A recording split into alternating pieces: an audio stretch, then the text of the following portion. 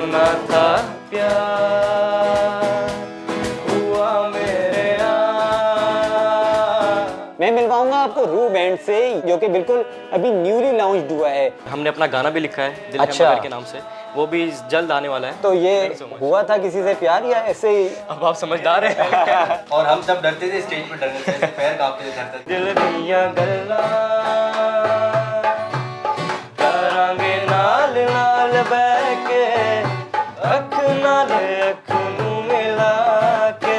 तो यार बिल्कुल ही डिफरेंट फील्ड नहीं है, बीबीए कहाँ, वो 9 to 5 जॉब, ये कहाँ मीडिया। आप कह सकते हैं शौक तो शौक होता है ना फिर। हमारे यहाँ जो लोग हैं ना वो दो तरह के हाँ। एक तो बिल्कुल वो साइड है जो रैप को ही लाइक करते हैं, हाँ। और एक वो है जिनको रोमांटिक भी चाहिए और जिनको चाहिए दर्द। हम उस साइड वाले जिनको चाहिए दर्द। सुनाए अपना कोई गाना अपना जो आपने बिल्कुल, लिखा हम हुआ आपको है। सुनाते हैं, हम आपको सुनाते हैं।